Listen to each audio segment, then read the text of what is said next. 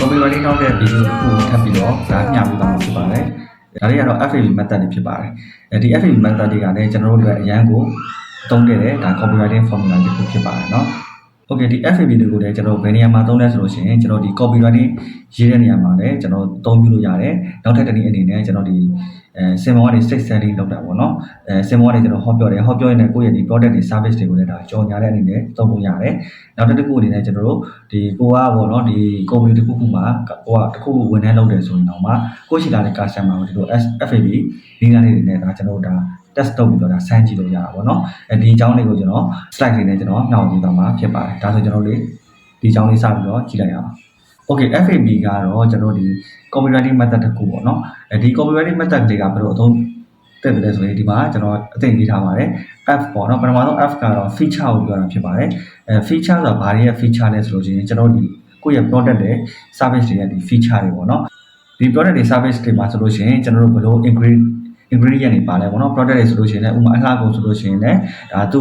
ပစ္စည်းနဲ့သူသက်ဆိုင်တဲ့ ingredient သက်ဆိုင်ရာတွေရှိတယ်နောက်တစ်ခုအနေနဲ့ကျွန်တော်ဒီ electronic ပစ္စည်းတွေအခြားသောဒီ device တွေမှာဆိုရင်လည်းဒါ spec တွေရှိတယ်ပေါ့နော်နောက်တစ်ခုအနေနဲ့ detail ဆိုလို့ရှိရင်လည်းကျွန်တော်ဒီ product နဲ့လည်း detail ပြောလို့ရတယ်လို့ကိုယ့်ရဲ့ဒီ electronic device ပဲဖြစ်ဖြစ်အဝယ်စားနဲ့ပဲဖြစ်ဖြစ်ဒါကျွန်တော်တွေဒီ detail ပြောလို့ရတဲ့အနေအထားတွေရှိတယ်နောက်တစ်ခုအနေနဲ့ video အရေးအတွက်ပေါ့နော် video အရေးအတွက်ကတော့ဒါကျွန်တော်သင်တန်းတွေပေါ့သင်တန်းတွေမှာဆိုလို့ရှိရင်ဥပမာကျွန်တော်ဒီအရာအလုံးကိုခြုံပြီးတော့ဒီ app လေးကိုပြောမယ်ဆိုလို့ရှိရင်ဥပမာကျွန်တော်က digital marketing online class တွေကိုကျွန်တော်ကရောင်းနေပေါ့နော်ဒီသင်တန်းတက်စေချင်တယ်ဆိုလို့ရှိရင်ကျွန်တော်သင်တန်းမှာတော့ဒီingredient ဖြစ်တဲ့ဟာဘယ်သင်ခန်းစာတွေကိုကျွန်တော်တို့ကသင်ကြားမှာဖြစ်တယ်အဲ့တော့ module ရဘာတွေဖြစ်တယ်ဘာတွေကိုကျွန်တော်ကသင်သွားမယ်ဥပမာအတိအကျနေနဲ့ထပ်ပြီးပြောမယ်ဆိုလို့ရှိရင်ဥပမာကျွန်တော်ဒီ digital marketing သင်မှာဆိုရင် content သင်သွားမယ် website တွေသင်သွားမယ် AI သင်သွားမယ်ဟလာ Facebook marketing သင်သွားမယ်ဒါ ingredient တွေပေါ့ဒီသင်ခန်းစာမှာပါတဲ့ cost တွေကဘာတွေပေါ့ဒီ amazon တို့ cosmetic တို့ skin care တို့ဆိုလို့ရှိရင်လည်းဒီမှာတော့ဗာ ingredient တွေပါတယ် vitamin ဘာတွေညာတွေပါတယ်ဒါကြောင့်မို့ amazon တွေပြောက်တယ်တိတ်တိတ်တွေ watch channel တွေပြောင်းတယ်ပေါ့ဒီလိုမျိုးတွေရေးကြတယ်နောက်တဲ့ spec နဲ့ပြောပါဆိုလို့ရှိရင်ဥပမာဖုန်းဆိုလို့ရှိရင်လည်းကျွန်တော်ရဲ့ဒီဖုန်းကတော့ RAM ဘယ်လောက်ရှိတယ် storage ဘယ်လောက်ရှိတယ်ဒါ spec ပေါ့နော်အားလုံးသိကြတယ်အားလုံးလည်းသိပြီးဖြစ်ပါတယ်เนาะဒီ spec ကတော့သိမရှင်းတော့ပါဘူး detail ကတော့ကျွန်တော်ဒီဟာနဲ့ပတ်သက်တဲ့ detail တွေထပ်ပြီးတော့ရေးလို့ရတာရှိတယ်တချို့ကတော့ပေါင်းရေးလို့ရတယ် ingredient နဲ့ပဲပေါင်းရေးမလား spec နဲ့ပဲပေါင်းရေးမလားဒီတိုင်းလေးပဲ detail ရေးမလားဆိုပြီးကျွန်တော် detail ရေးလို့ရတယ်ရှိတယ်နောက်တစ်ခုကတော့ဒီ video အရေးအတွက်ကတော့ကျွန်တော်သင်တန်းကျောင်းမှာဆိုရင်เนาะကျွန်တော်တို့ဒီဟလာဗီဒီယိုကတော့ဗဏ္ဍပုတ်ပါတာကြာချိန်ကတော့ဒီဒီအနေနဲ့ပြောမယ်ဆိုရင်ကျွန်တော်တို့17နာရီကြာတယ်12နာရီကြာတယ် online class ကနေလေ့လာမှာဖြစ်တယ်အပြင်တင်တဲ့တက်လို့ရမယ်စသဖြင့်ပေါ့နော်ဒါကိုယ့်ရဲ့ဒီလုပ်ငန်းပေါ်မူတည်ပြီးတော့ဒါပြောလို့ရတာပေါ့ဒါဆိုရင်ဒီ feature လေးအကြောင်းကိုသဘောပေါက်မှထင်ပါတယ်အဲ့တော့ကျွန်တော်ဒီနေရာမှာဒီနောက်ထပ် A တစ်ခုကို step သွားခင်မှာအကြံပြုချင်တာလေးရှိတယ်ပေါ့နော်ကျွန်တော်တို့ဒီ FAB ကိုကျွန်တော်ဘာလို့ပြောတဲ့ဆိုလို့ရှိရင်ကျွန်တော်တို့ဒီပြန်စဉ်းစားကြည့်လို့ရပါတယ်ကိုယ့်ရဲ့ဒီ online shop လုပ်တဲ့သူတွေဆိုရင်ပြန်စဉ်းစားကြည့်တယ်ပေါ့နော်ကျွန်တော်အခု copy post တွေတင်တယ်လို့တော့ပြောကြတာပေါ့နော်ဒီ copy post တွေတင်တဲ့အချိန်မှာကျွန်တော်တို့ဒီ boost လုပ်တယ်ဒါပေမဲ့ကျွန်တော်တို့ဒီ feature အကြောင်းပဲပြောကြတာများတယ်ပေါ့နော်ဥပမာနဲ့ပြောပါဆိုလို့ရှိရင်ကျွန်တော်ခုနကတော့ပေါ့ဒီအသားရည်ကောင်းမှုကိုလှပဖို့အဝယ်စားကောင်းကောင်းတစ်ခုဝယ်ရဖို့ဆိုတဲ့အကြောင်းကိုကျွန်တော်တို့ဒီ ingredient တွေပြောတယ် spec တွေပြောတယ် detail တွေပြောတယ်ပြောပြင်မဲ့ကျွန်တော်တို့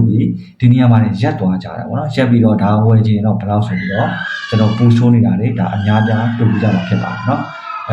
ကျွန်တော်ဒီအခုကြည့်နေတဲ့သင်တန်းသားတွေအနေနဲ့ကလည်းကို online shop လုပ်တယ်ဆိုရင်ပြန်ကြည့်ပါကိုယ့်ရဲ့ post တွေကိုကျွန်တော်ဒီ feature အဆင့်မှာလည်းဒါရက်နေတာရှိတယ်ပေါ့နော်အဲ့တော့ပြောချင်တာကကိုယ့်ရဲ့ online shop ကလည်းဒီ feature အကြောင်းတွေပြောတယ်နောက်ထပ်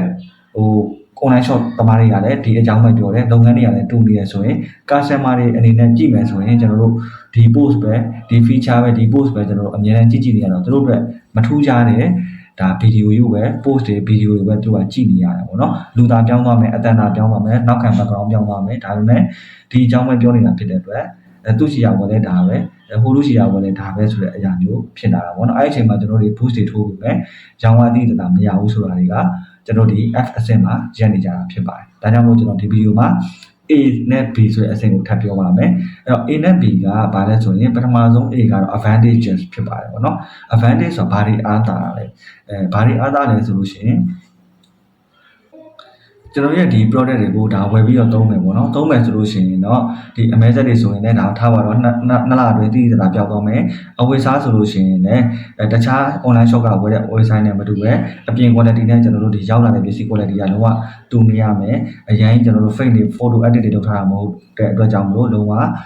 အပြင်ကျွန်တော်ပုံမှန်မြင်တဲ့အတိုင်းဒါဝယ်ရရှိမယ်စသဖြင့်ကျွန်တော်အားသာချက်တွေပေါ့ဘာတွေကို product ကိုဝယ်သုံးမယ်ဆိုရင်သူများ page တွေကနေဝယ်ရတဲ့ဆိုင်ကိုဒီဘာတွေအားသာမယ်ဆိုတော့ကျွန်တော်အဓိကထားပြီးတော့ထပ်ရေးပေးဖို့လိုတယ်ပေါ့နော်နောက်တစ်ခုအနေနဲ့ပြောမယ်ဆိုရင်လည်းဥပမာကျွန်တော်သင်တန်းနဲ့ပြောမယ်ဆိုရင်ကျွန်တော်သင်တန်းကတော့ Facebook marketing online class သင်တာချင်းတူနေတော့မှကျွန်တော်ဒီ target audience ယူတာတွေကို AI နဲ့ကျွန်တော်သင်ပေးမယ် AI နဲ့ကျွန်တော်ဘယ်လိုယူလဲပေါ့နော်ကိုသိတဲ့ဥစ္စာအရင်တော့9ခုသိတယ်ဆိုရင် AI နဲ့ဆိုရင် unlimited သိမယ်ဒီပုံမှာမှကျွန်တော်တို့ဒါကိုသိရင်ရောင်းရပြီလားဆိုတဲ့ခါကျတော့ကျွန်တော် test လုပ်ကြည့်ရမယ်ပြောချင်တာကကျွန်တော်တို့အတွက် reference လုပ်လို့ရတဲ့ data တွေအများကြီးကိုကျွန်တော်တို့ကဒါအချိန်တိုတွေရအောင်ကျွန်တော်တို့သင်ပေးတယ်ပေါ့နော်နောက်တစ်ခုအနေနဲ့ company data တွေရဲ့ကျွန်တော်တို့ဘယ်လို post တွေထိုးနေရအစားကျွန်တော်ကြည့်နေတွေပါသင်ပေးမှာဖြစ်တယ်ပေါ့နော်စသဖြင့်ကျွန်တော်တို့သူများနဲ့မတူတဲ့အကြောင်းအရာတွေပြောလို့ရတယ်သူများနဲ့တူတဲ့အကြောင်းအရာတွေဆိုရင်ကျွန်တော် page setting ချတာတွေသေချာသင်ပေးပါတယ်group ကနေလေ့လာမှာဖြစ်ပါတယ်ဆိုတာဒါမကြားချင်ပါအဆုံးဒါသင်တန်းတိုင်းအဲ့လို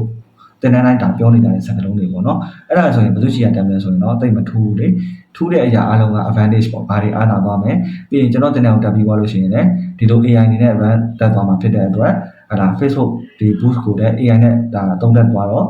ကျွန်တော်တို့တွေဒါဘယ်လိုပြောမလဲဆိုတော့ agency level ကိုတန်းပြီးတော့ရောက်သွားမယ်ဒီလိုမျိုးတွေကျွန်တော်တို့အားသာချက်တွေထိုင်ရေးလို့ရတယ်နောက်တစ်ခုအနေနဲ့က benefit ပေါ့နော် benefit ကလည်းသူအကျိုးကျေးဇူးပဲသူကအားသာချက်နဲ့အကျိုးကျေးဇူးများတိတ်တော့မကွာဘူးဒါပေမဲ့အဓိကဘာကွာလဲဆိုလို့ရှိရင် advantage ကတော့သူကရေတိုအတွက်ပြောတာပေါ့နော်ဥပမာကျွန်တော်ဒီ internet တက်ပြီးသွားပြီဆိုလို့ရှိရင်ဒီ Facebook ကိုဒါကျွန်တော် boost ဖို့အတွက်ကျွန်တော်တို့ service ads ရမလို့ပဲနဲ့ကိုယ့်ဟာကိုထိုးတက်သွားမယ်ပေါ့နော်ရေရှည်မှာကျွန်တော်တို့ benefit ပါထပ်တက်မယ်ဆိုလို့ရှိရင် benefit ကိုပါကျွန်တော်ထပ်ပြီးတော့ပေါင်းလိုက်မယ်ဆိုလို့ရှိရင်တော့ဒီလိုထိုးတက်ပြီးရောင်းရတဲ့ဝန်တာမကပဲနဲ့အမြဲတမ်းကုန်ကြသေးတက်တာပြီးတော့အမြဲတမ်းထိရောက်တဲ့ target တွေအမြဲတမ်းကျွန်တော်တို့ဟလာကောင်းမွန်တဲ့ result တွေရရှိဖို့ AI အနေနဲ့မှာကျွန်တော်တို့တွဲပြီးတော့သုံးသပ်မှာဖြစ်တဲ့အတွက် KSC ကြောင့်လည်းဒါညီးတယ်ပေါ့နော်စသဖြင့်ကျွန်တော်တို့နောက်ထပ် benefit ဆိုတဲ့ရေရှည်အကျိုးကျေးဇူးတွေပါကျွန်တော်ထပ်ပြီးရေးရမယ်အဲ့တော့ကျွန်တော်ဒီဗီဒီယိုမှာအဓိက highlight ပြောချင်တာကတော့ကျွန်တော်တို့ online shop ရောင်းနေတဲ့သူတွေ business owner တွေဒီ social မှာဒီ copywriting ပုံစံမျိုးတွေရေးပြီးတော့တင်နေရတယ်ဒီ F မှာနဲ့ရက်နေကြတာရှိတယ်တော်တော်များများဒီ online shop သမားတွေကတော့ F မှာရက်နေတယ်ကျွန်တော်ဒီ ADB တွေပါတာကတော့အခုလို digital marketing တင်တဲ့သင်တန်းကျောင်းတွေကတော့ A တွေပါတယ်ဟိုပါပေါ့နော်ဒါလေးကိုပြန်ဆက်ကြည့်မယ်ဆိုရင်ကျွန်တော်ဒီ class လေးကိုဖွင့်တော့မှာဆိုလို့ရှိရင်လည်းကျွန်တော်သင်တန်းတက်ပြီးသွားရင်တော့ဘာတွေတက်သွားမယ်ဆိုတော့အားသာချက်တွေပေါ့နော်ဘာတွေသိသွားမယ်ဘာတွေအကျိုးကျေးဇူးတွေဖြစ်သွားမယ်ဆိုတဲ့အားလေးကျွန်တော်ထည့်ရေးပေးတာလည်းရှိတယ်ပေါ့နော်ဒါတွေကကျွန်တော်ဒီ formula လေးတွေပေါင်းပြီးတော့တချို့ဟာတွေတွဲရေးတာပေါ့နော်ဒါကြောင့်မလို့ကျွန်တော်တို့ဒီသင်တန်းတက်တယ်ဆိုရင်ဒါပဲဒီ module လေးကိုသင်မယ်ဟုတ်ပြီသင်ပြီးရင်ကိုကဘာဖြစ်သွားမှာလဲအသင်ခံရတယ်သူကအချိန်ပေးရမယ်လေသူကအချိန်ပေးရမယ် advantages အနေနဲ့ကတော့ဒါတွေတက်သွားမယ်နောက်တဲ့အကျိုးကျေးဇူးကတော့ဒါတွေကိုတက်သွားတဲ့အတွက်သင်ကိုယ်တိုင်လုံးတက်သွားမယ်ရေရှည်မှာဘယ်သူမှအကူစရာမလိုတော့ဘူးစသဖြင့်ကျွန်တော်တို့ဒါတွေရေးလို့ရပါတယ်ဒါကြောင့်လို့ business owner တွေကိုowner တွေအနေနဲ့ကျွန်တော်တို့တင်ထားတဲ့ post တွေကိုလည်းကိုယ့်ကိုပြန်ကြည့်ကြည့်ပါ feature အဆင့်မှာပဲရနေလား advantages ကိုပါရလား benefit ကိုထည့်ပြီးတာဆိုတာအရင်ရေးကြည့်ပါတယ်ဒါကလည်းလုံးဝအရင်ထိရောက်တဲ့ copywriting method တစ်ခုဖြစ်ပါတယ်เนาะကျွန်တော်ပေးတဲ့ method တွေကတော့ဒါစုံနေအောင်တော့အတန်းတိုင်းထည့်ပေးမယ်ဒီနေရာမှာတော့ကိုယ့်ရဲ့ product တွေကိုယ့်ရဲ့ဒီ service တွေနဲ့ဘယ်လိုဟာကိုကိုက်မလဲဆိုတာကိုကျွန်တော်တို့ content တွေကတော့ကျွန်တော်ပေးတဲ့ဒီ method တစ်ခုရပြီဆိုရင်ညီကောင်မောင်နှမတွေအနေနဲ့ကကို product service နဲ့သက်ဆိုင်တဲ့ဒါ content တွေဒါအနည်းဆုံးတစ်မျိုးကိုပေါ့နော်ဒီ method တစ်ခုကိုတစ်မျိုးကိုဒါ content 3မျိုးလောက်တော့အနည်းဆုံးဒါရေးကြည့်တင်တယ်ပေါ့ဒါမှသာကိုယ့်ရဲ့ experience လည်းပဲတက်ပြီးတော့ဟလာတကယ်ထိရောက်တဲ့ content တွေကိုကျွန်တော်ရေးတတ်သွားမှာပေါ့နော်ဒါကြောင့်မလို့ကျွန်တော်ဒီ video လေးမှာတော့ဒီ FAB လို့ခေါ်တဲ့ဒီ feature advantages နဲ့ benefit ကိုတော့မသိမဖြစ်သိရှိပြီးတော့လိုက်ပါလေ့ကျင့်ဖို့လိုအပ်ကြောင်းဒါပြောကြရင်လည်းညှောက်ဝင်လိုက်ပါတယ်အားလုံးကျေးဇူးတင်ပါ